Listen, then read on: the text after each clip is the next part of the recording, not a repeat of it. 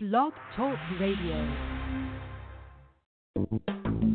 Welcome to the Institute for Personal Development, Kriya Yoga Ashram, where total consciousness is the new frontier. Kriya Yoga is union of the individual with the divine. Join us as we explore the practices to initiate this process. Good morning. Welcome to the Voice of Yoga. Let's Talk Consciousness. I am your hostess, Lisa Winton, and with me is Kenny Toy, also known as Swami Jayananda, founder of the Institute for Personal Development, located here in Hampton, New Hampshire. Good morning, Swami. Thank you for being here today. How are you? Good morning. I'm doing pretty good today. How about you? Well, I'm doing pretty good today. Thanks for asking. And we want to thank you, listeners, for tuning in.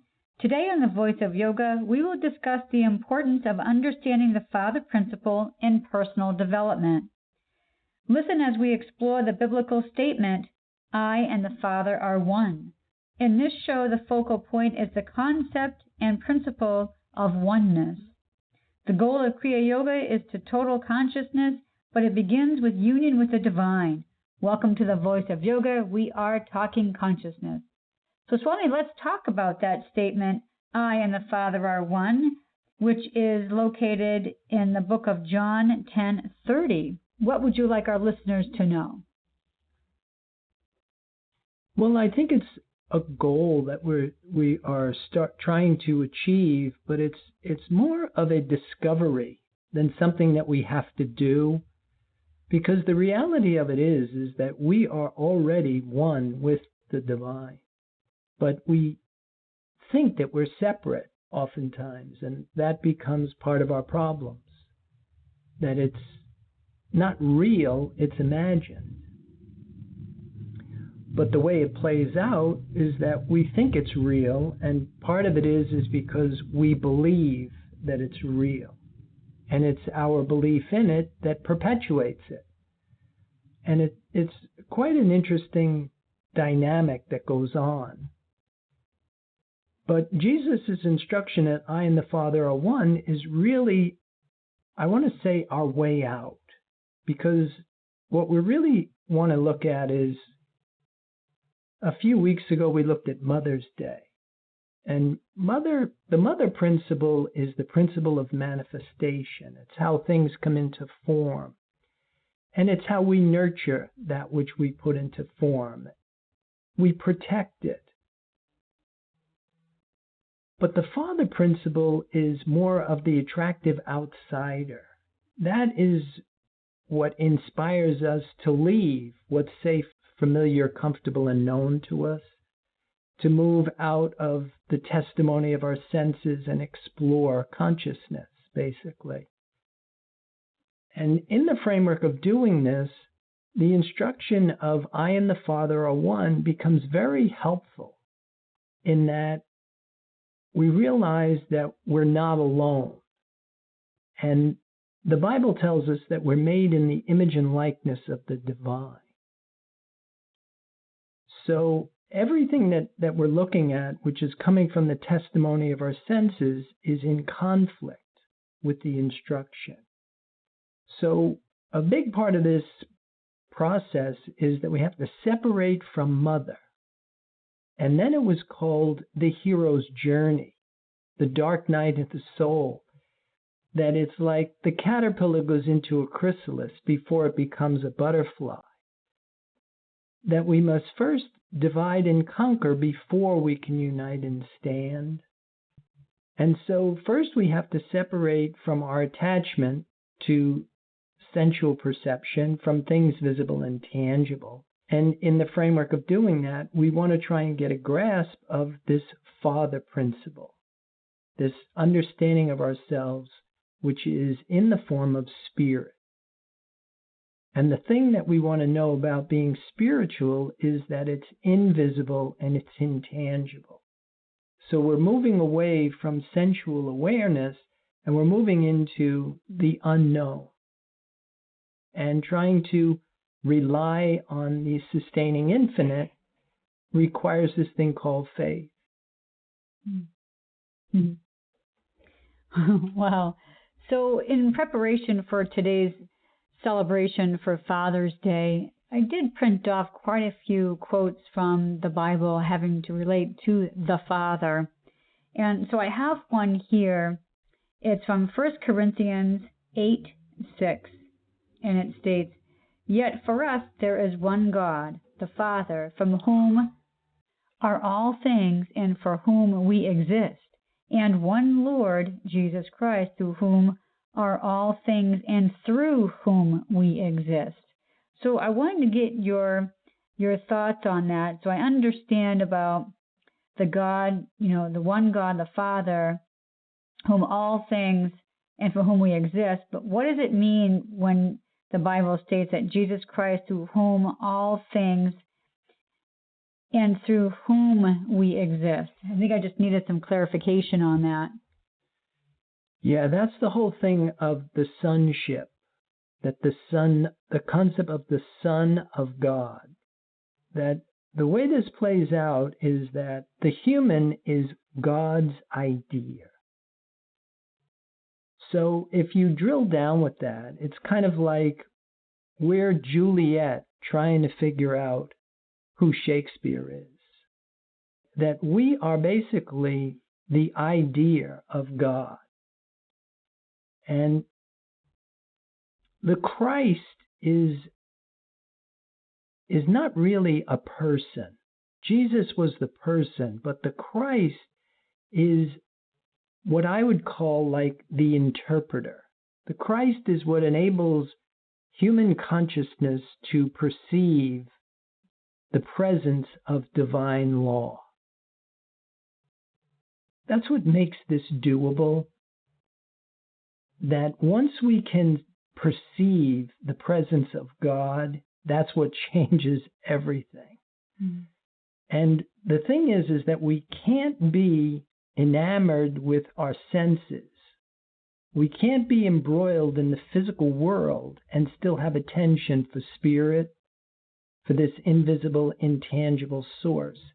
And the Christ is what kind of enables us to be able to make this shift where we're going from material beliefs, material means to spiritual understanding. It's a quantum leap because we're moving from a personal sense of I into an impersonal sense of spiritual selfhood, because now what we're recognizing is this concept of one mind. When you start thinking about that and drilling down with, if I am God's idea and you are God's idea and everybody else out there is God's idea, then we are all one, because there's only one mind, and it's God's mind. Mm-hmm. Well, as I was reading some of these verses that I printed off, there seems to be this common theme, and of course you've already touched upon it, and I have another one here from Ephesians 4:6, and this one says, "One God and Father of all, who is over all and through all and in all." That tells me that God is in everyone and in everything. God is what surrounds us. Right. God is everything. That's in the Isha Upanishad, they say, for him who sees everywhere oneness, how can there be delusion or grief? It is when we're moving from that concept of the many into the concept of the one, when we're moving from duality and a belief in two powers, and then getting this understanding of the oneness of it all, that everything that is visible and tangible and everything that is invisible and tangible and everything that is invisible and intangible is all God.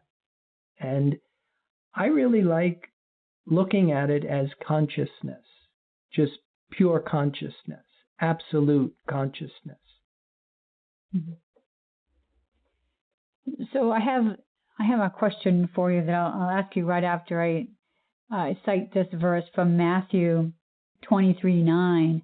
It states, "And call no man your father on earth, for you have one Father who is in heaven."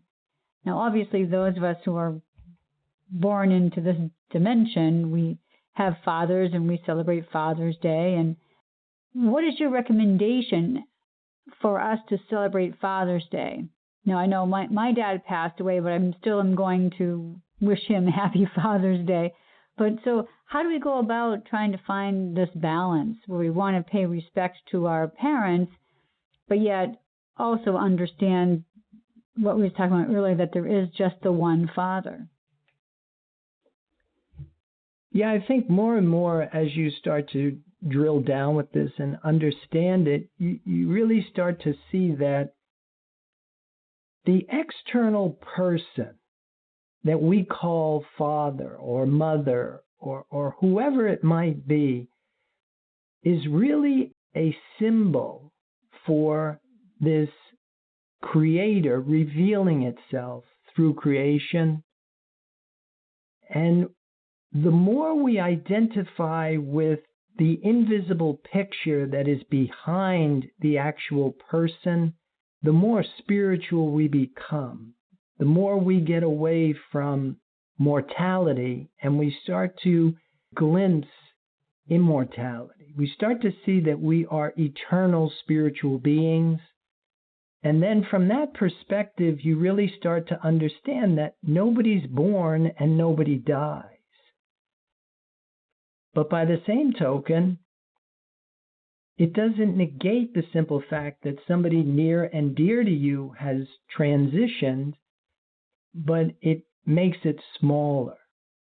When you start to understand that what we call reality, the testimony of our senses, is really an illusion. It's made of the same stuff that a dream is. And this invisible, intangible, this changeless state of being that is underneath it is really what is true and real. And that's what we want to try and get attached to. Jesus says in this verse, John 14:9, he says this to Philip, "Do you not believe that I am in the Father and the Father is in me? The words that I say to you, I do not speak on my own authority, but the Father who dwells in me does his works. Believe me that I am in the Father and the Father is in me. Or else believe on account of the works themselves." So are we talking about being at a certain level of consciousness where we are at that Christ consciousness, where we know that the words that come out of our mouth, where we're thinking as God, and we're speaking as God, we're seeing as God, and hearing as God? Yeah, I think that's exactly what starts to happen, that we lose this personal sense of self, and we start to identify with this divine mind, this pure state of consciousness. And from that perspective, we give up personal interest, we give up personal will, and we start to align ourselves with divine law seeking expression. And that's like what is said in the Lord's Prayer, "Thy will be done on earth as it is in heaven." That's what we really want to try and target, is getting behind divine law. Letting, like you said, letting God live us. Thinking with God as God becomes your mode of operation. That you really start moving away from struggling and kind of laboring to make your life work to living with grace. And I really like that phrase because I can always recognize anything that is done with ease has always been referred to as with grace. Like you can watch somebody dance or skate or ski, and they do it with such harmony and just effortless. And that's basically what we're trying to do. That's what I and the Father are one delivers. Well, I think this is probably a good place to pause so we can hear a word from our sponsors. So listeners, we'll be back with you in just a few moments.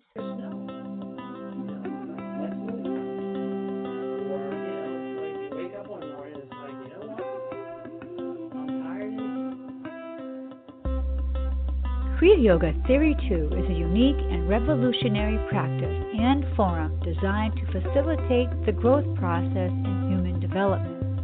Apotheosis is a real experience and has an evidence procedure.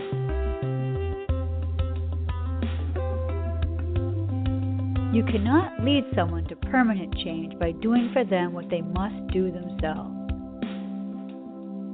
Personal accountability and responsibility are the foundation of Kriya Yoga Theory 2.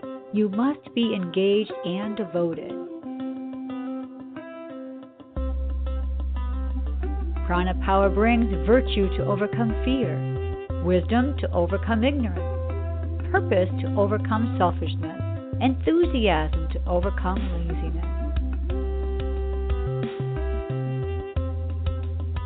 Kriya Yoga is a path of action, knowledge, and devotion.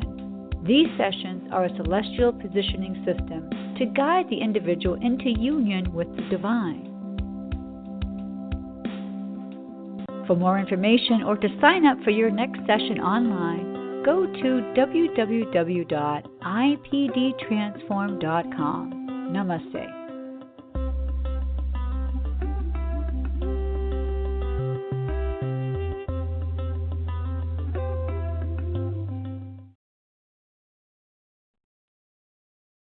Welcome back. For those of you just joining us, you're listening to The Voice of Yoga, and we are talking consciousness.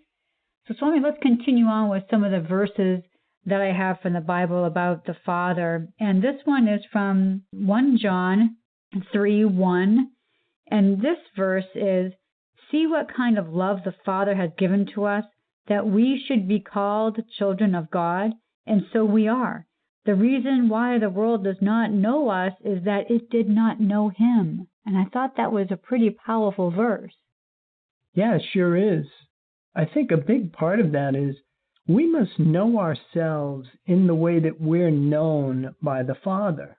And just like you had said earlier, that we're made in the image and likeness of God, which means that we are spirit.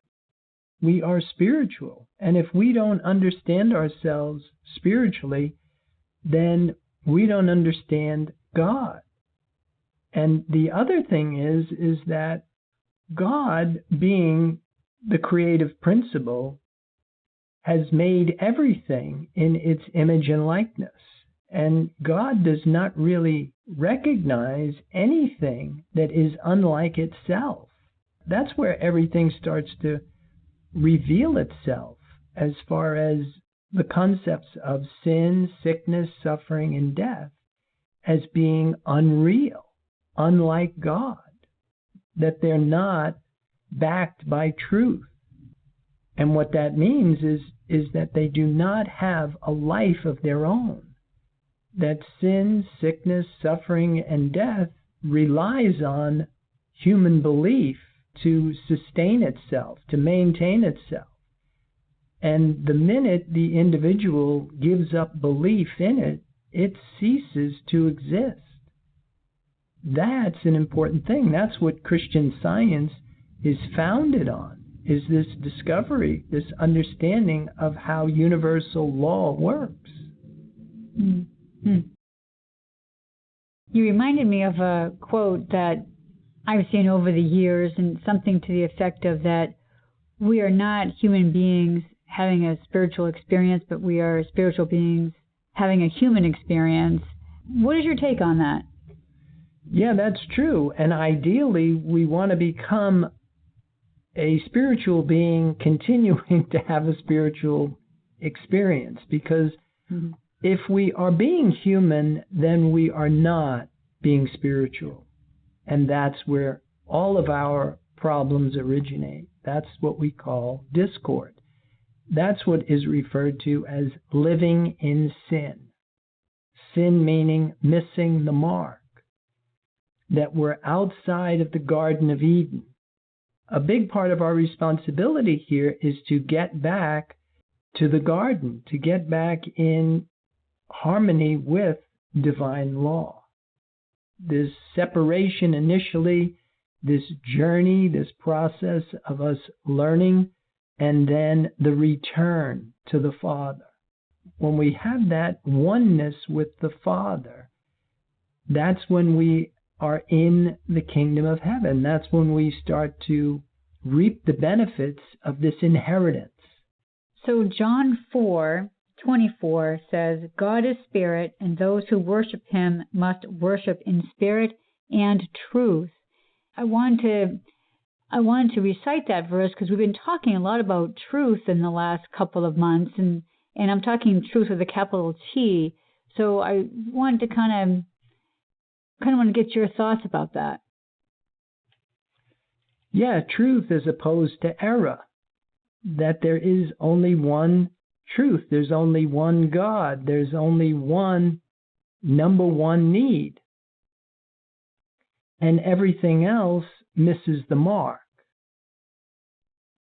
And the main truth is that the human is made in the image and likeness of the divine, meaning that we are spirit.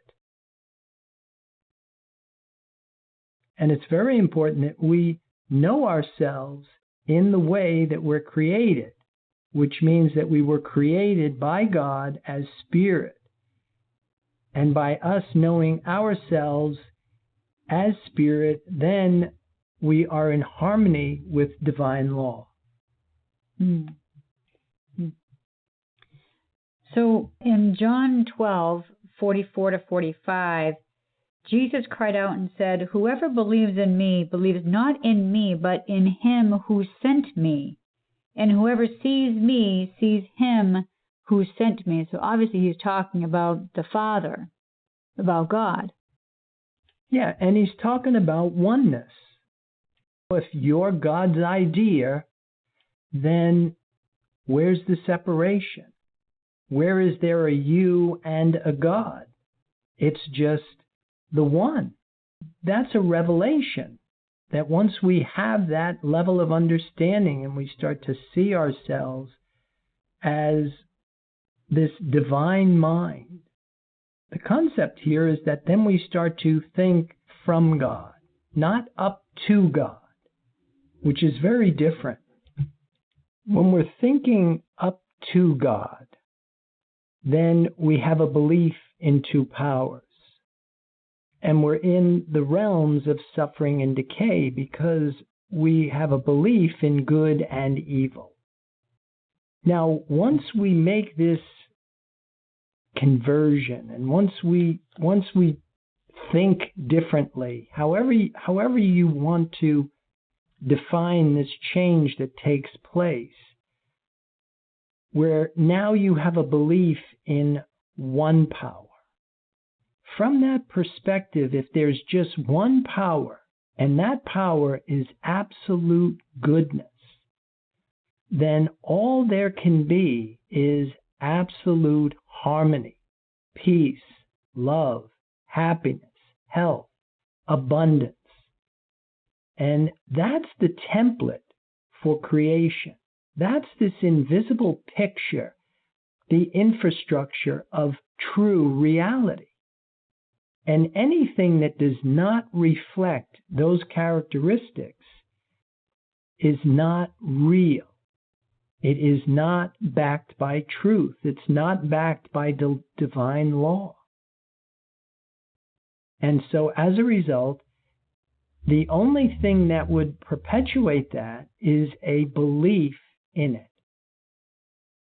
And that's where this thing called faith is so important, because we can believe in anything. And most of us believe in sin, sickness, suffering. But to believe in truth, that is faith. That is what they call faith. When you have a belief in one power, that is the truth that will set you free. So is that what it means in John 4:24? God is spirit, and those who worship him must worship in spirit and truth. So if that's what the truth part means, what does the spirit part mean? Well, it's pretty much two ways of saying the same thing, that spirit, truth, principle, life, love, these are all interchangeable terms to really kind of identify with this invisible, inchangeable, divine law. And like I say, I mean, it's not an easy catch. Mm-hmm. And the only way that we can really govern it or track it is by the fruits. So in other words, the only way that we can track it is by what it brings forth, what it is that manifests from it. And if what is manifesting does not reflect these qualities, does not have the characteristics of virtue, then it's what we call discord. That's a sin. It is missing the mark. And a big part of using this practice is basically using your mind as a compass to try and keep yourself in sync with divine law.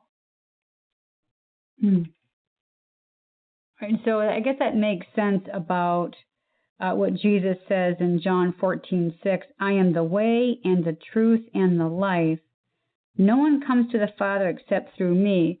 So I think that means, from what you've been saying, is that we have to live with divine qualities, and then that's how we get to the Father, because we're living like the Christ.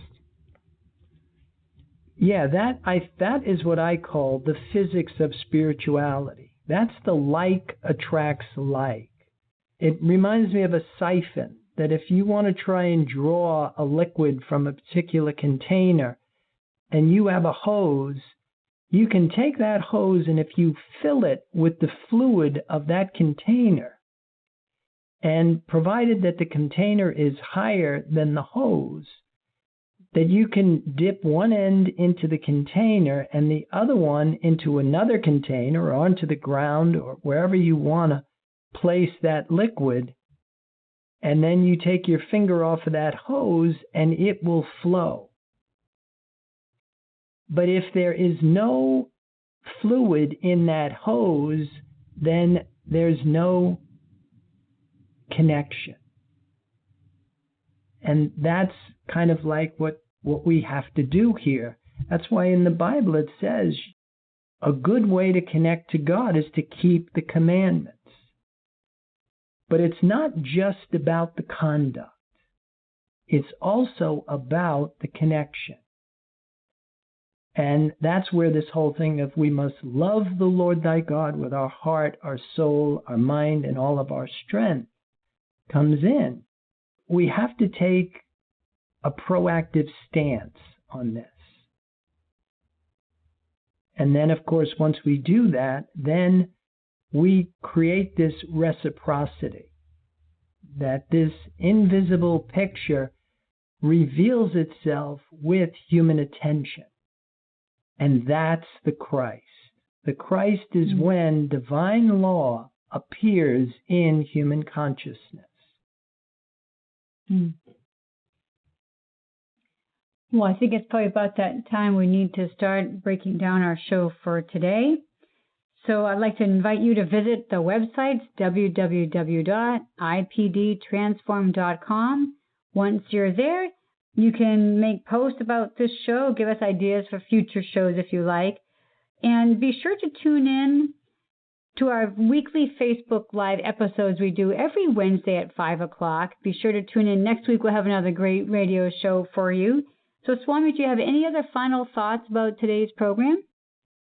Well, I do hope that everybody had a really joyful and peaceful and loving Father's Day and continues to move forward with this quest for spirit, which is the principle of the Father, the attractive outsider, the one that would inspire us to move out from what is safe, familiar, comfortable, and known, and embark on the anxiety, the uncertainty of this unknown, because to leave what is familiar to us, to leave sensual awareness and reconnect with spiritual understanding is definitely an upgrade for any individual and becomes a practical guide for highly effective living, that you no longer have to grind out your life,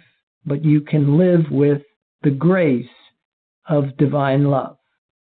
And with that, I'll wish everybody a good day. Namaste. Thank you for listening to our program, The Voice of Yoga. This is Lisa Winton, along with Swami Jayananda, signing off. Have a wonderful Kriya Yoga kind of day. Namaste.